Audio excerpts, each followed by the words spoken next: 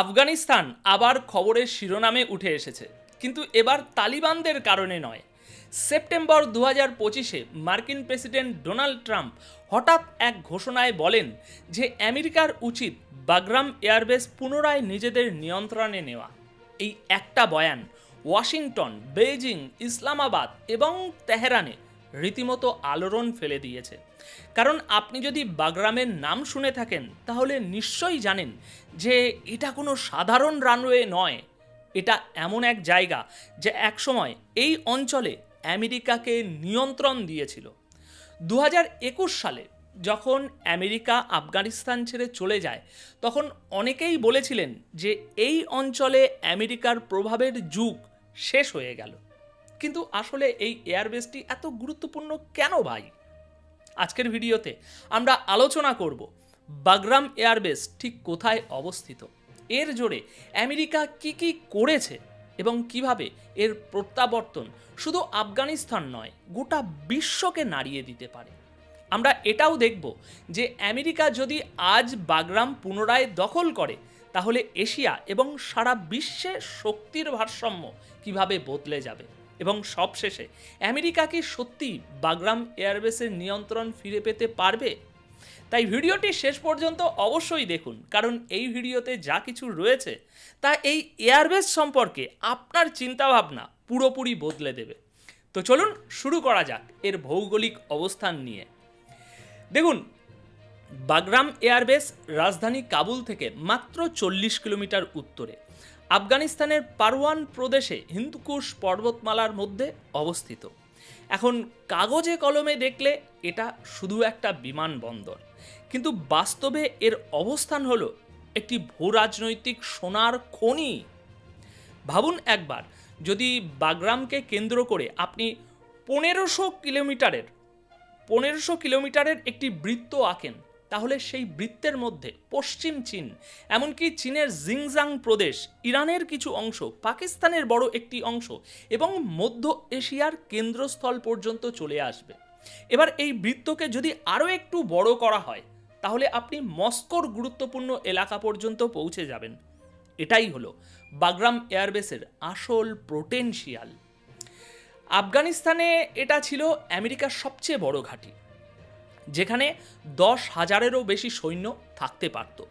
এর দুটো রানওয়ে ছিল যা 3000 মিটারেরও বেশি লম্বা। এই রানওয়েতে B-52 বোমারু বিমান এবং C-17 কার্গো বিমানের মতো বিশাল বিশাল বিমানও সহজেই অবতরণ করতে পারত। আমেরিকার জন্য এটা শুধু একটা ঘাঁটি ছিল না, বরং একটা গেটওয়ে বা প্রবেশদ্বার ছিল, যার মাধ্যমে তারা দক্ষিণ এশিয়া, মধ্য এশিয়া এবং মধ্যপ্রাচ্যে সহজে পৌঁছাতে পারত। বাগরামের ইতিহাস কয়েক দশকের পুরনো। 1950-এর দশকে সোভিয়েত ইউনিয়ন এটা প্রথম তৈরি করেছিল। এরপর 1980-র দশকে যখন তারা আফগানিস্তান আক্রমণ করে তখন ভাই এই ঘাঁটি তাদের মূল কেন্দ্র হয়ে ওঠে। সোভিয়েত সৈন্য, বিমান এবং হেলিকপ্টার এই ঘাঁটি থেকেই আফগানদের বিরুদ্ধে লড়াই করতে যেত। এরপর 2001 সালে 9/11-এর পর যখন আমেরিকা আফগানিস্তান আক্রমণ করে তখন বাগরাম খুব দ্রুত আমেরিকার মুকুটমণি হয়ে ওঠে। আমেরিকা এটাকে আরও বড় একটি দুর্ভেদ্য দুর্গ শহরে রূপান্তরিত করে। একটা সময় ছিল যখন বাগরাম এয়ারবেসে প্রতি মুহূর্তে 400-রও বেশি সৈন্য মোতায়েন থাকত।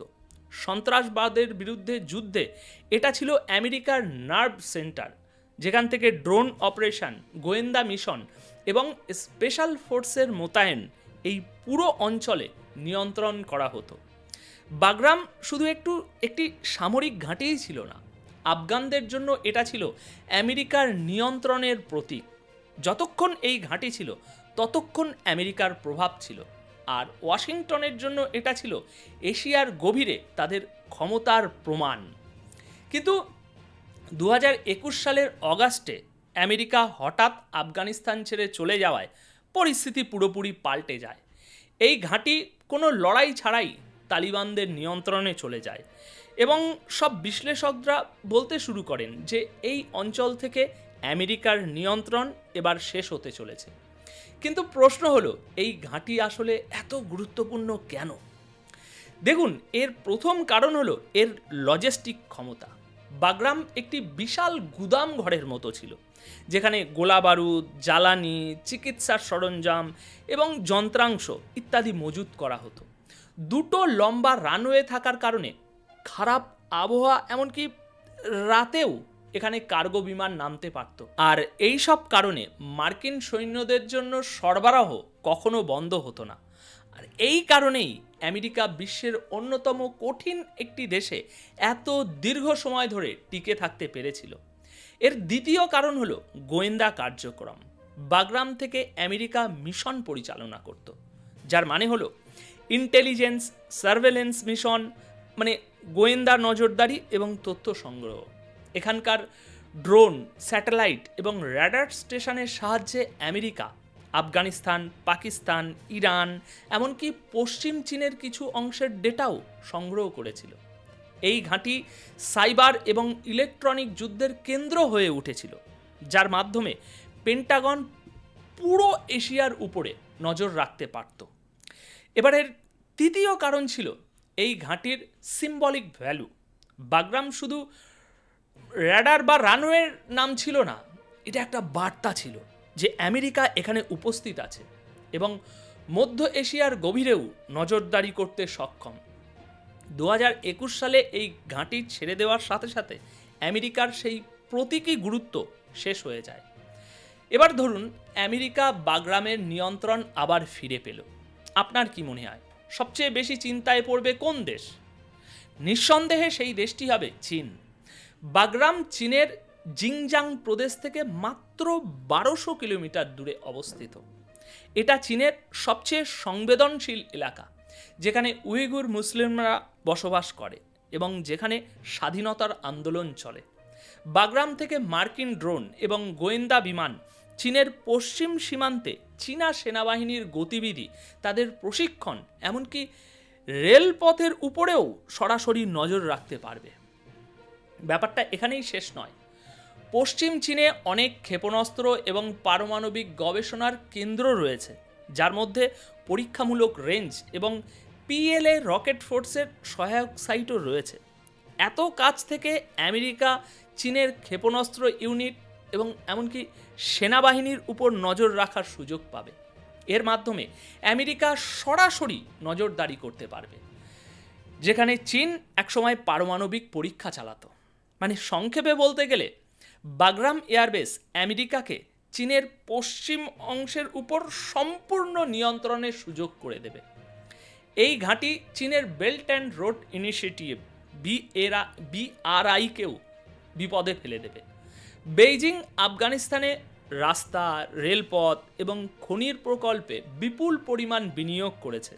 যদি মার্কিন বাহিনী বাগরামে ফিরে আসে, তবে এই সমস্ত প্রকল্প ঝুঁকির মুখে পড়ে যাবে।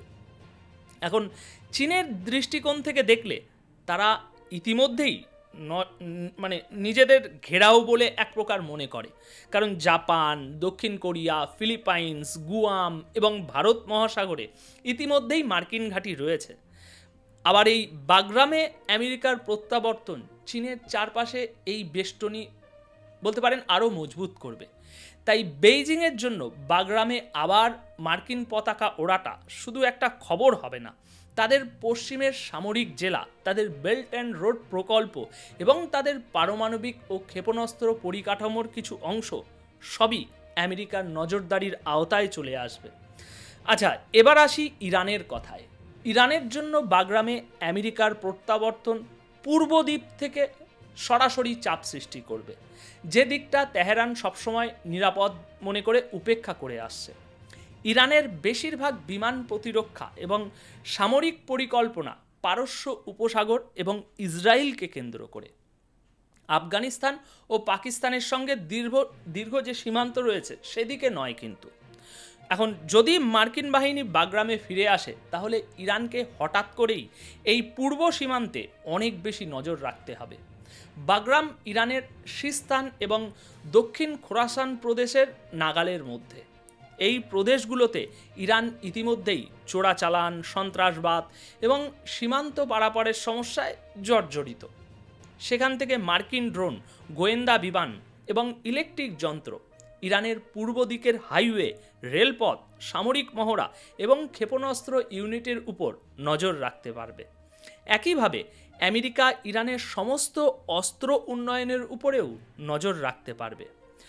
আর রাজনৈতিকভাবে আমেরিকার এই প্রত্যাবর্তন ইরানকে অস্বস্তিতে ফেলবেই, কারণ তেহরান হেলমান্দ নদীর জলের ইস্যুতে তালিবানের সঙ্গে সম্পর্ক তৈরি করেছে, কিন্তু আমেরিকার উপস্থিতি এই সব কিছুর উপর জল ঢেলে দেবে। আর তেহরান এটা কখনোই চাইবে না। তারা পূর্ব সীমান্তে আরও বেশি র্যাডার, এয়ার ডিফেন্স ব্যাটারি এবং ড্রোন মোতায়েন করবে এবং মস্কো ও বেইজিংয়ের সঙ্গে সহযোগিতা আরও বাড়াবে। এখন যদি রাশিয়ার কথা বলি, মধ্য এশিয়া ঐতিহ্যগতভাবে রাশিয়ার প্রভাবাধীন এলাকা। মস্কো নিজেকে কাজাকিস্তান, কিরগিজস্তান এবং তাজিকিস্তানের মতো দেশে নিরাপত্তা প্রদানকারী শক্তি হিসাবে মনে করে। তাজিকিস্তানে তাদের 200টি সামরিক ঘাঁটিতে সৈন্য রয়েছে। কিরগিজস্তানে কান্ত এয়ারবেস তাদের নিয়ন্ত্রণে। এখন এই অবস্থায় যদি আমেরিকা বাগরামে ফিরে আসে, পরিস্থিতি অনেকটাই বদলে যেতে পারে। রাশিয়া ইতিমধ্যেই ইউক্রেন যুদ্ধের কারণে চাপে রয়েছে। তাদের কাছে এখন সৈন্য ও অর্থ দুটোই কম। আফগানিস্তানে মার্কিন উপস্থিতি মস্কোকে অনুভব করাবে যে তারা দক্ষিণ আমেরিকা এবং পশ্চিমের ন্যাটোর মধ্যে আটকা পড়ে আছে। আফগানিস্তানের নিজেদের পুরনো পরাজয়ের কথা রাশিয়া আজও ভোলেনি। তাই আমেরিকা যদি বাগরামে ফিরে আসে, তবে এটি রাশিয়ার জন্য শুধু উদ্বেগের বিষয়ই হবে না, লজ্জার কারণও হবে। মধ্য এশিয়ায় মস্কোর প্রভাব এমনিতেই কমছে। চীন ইতিমধ্যেই এখানে প্রচুর অর্থ বিনিয়োগ করে নিজের প্রভাব বাড়াচ্ছে। তাই এই অঞ্চলের দেশগুলো এখন শুধু রাশিয়ার উপরে নির্ভরশীল নয়। যদি আমেরিকাও বাগরামে ফিরে আসে, তাহলে রাশিয়াকে দুটো বড় দেশের সঙ্গে প্রতিদ্বন্দ্বিতা করতে হবে। একদিকে চীন, যার কাছে অর্থের শক্তি, আর অন্যদিকে আমেরিকা, যার কাছে সামরিক শক্তি রয়েছে। এতে রাশিয়া যে নিরাপত্তা প্রদানকারীর তার যে ভাবমূর্তি রয়েছে ওই এলাকায়, সেটা সম্পূর্ণ শেষ হয়ে যাবে। রাশিয়ার ভয়, যদি আমেরিকা এখানে ফিরে আসে, তাহলে রাশিয়া এটাকে একটা অজুহাত হিসাবে ব্যবহার করে আফগান সীমান্তে তার নিয়ন্ত্রণ আরও কঠোর করবে এবং ওই প্রতিবেশী দেশগুলোর সঙ্গে সামরিক মহড়া বাড়িয়ে দেবে। এর মাধ্যমে তারা এই অঞ্চলে তাদের সামরিক আধিপত্য বজায় রাখার চেষ্টা করবে। আমেরিকার প্রত্যাবর্তন রাশিয়ার অর্থনৈতিক পরিকল্পনাকেও নষ্ট করবে। ইরান ও মধ্য এশিয়ার সঙ্গে রাশিয়ার যে বাণিজ্য পথ তৈরি হয়েছে, তাতে বাধা আসবে। প্রকল্পগুলো ব্যয়বহুল হয়ে যাবে এবং বিনিয়োগকারীরাও পালিয়ে যাবে। আর এই সব কিছু রাশিয়ার সেই সমস্ত প্রচেষ্টার উপরে জল ঢেলে দেবে, যার মাধ্যমে তারা পশ্চিমা নিষেধাজ্ঞা থেকে বাঁচতে চাইছে বা এতদিন বেঁচে আছে। আমেরিকার প্রত্যাবর্তনের প্রভাব শুধু এশিয়ার মধ্যেই সীমাবদ্ধ থাকবে না, এটা ন্যাটো এবং অন্যান্য ইউরোপীয় দেশগুলোর জন্যও একটা বার্তা হবে যে আমেরিকা কয়েক বছরের নীরবতার পর আবার বিশ্বমঞ্চে সক্রিয় হয়ে উঠেছে। আর বিশ্বব্যাপী এটা প্রমাণ করবে যে আমেরিকা বিশ্বের কেন্দ্র অর্থাৎ ইউরেশিয়ায় তার শক্তি পুনরায় প্রদর্শন করতে পারে, যা সর্বদা বিশ্ব নিয়ন্ত্রণের চাবিকাঠি হিসাবে বিবেচিত হয়েছে। কিন্তু বাগরাম পুনরায় দখল করা এত সহজ হবে? সেখানে এখন তালিবানের শাসন এবং তারা আমেরিকাকে ঘাঁটি ফিরিয়ে দেবেন না যতক্ষণ না তাদের সরকারকে হটানোর জন্য একটা নতুন যুদ্ধ শুরু করা হয়, যা আমেরিকার জন্য রাজনৈতিকভাবে অত্যন্ত ব্যয়বহুল হবে।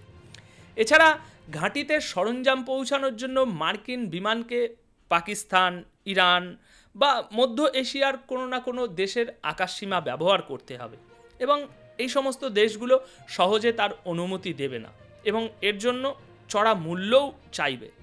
আমেরিকার পুরনো লজিস্টিক নেটওয়ার্কও এখন ভেঙে গেছে।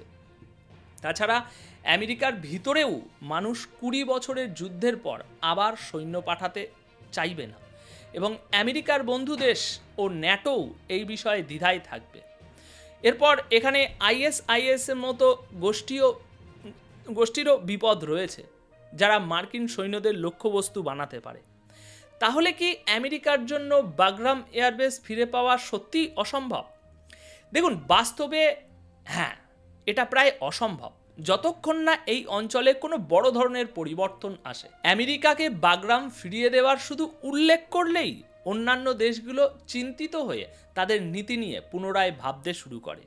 যেমন চীন তার জিনজিয়াং প্রদেশ এবং বাণিজ্য পথের জন্য চিন্তায় পড়বে, ইরান তার পূর্ব সীমান্ত নিয়ে ভাবতে শুরু করবে, মস্কো মধ্য এশিয়ার চাপ অনুভব করবে।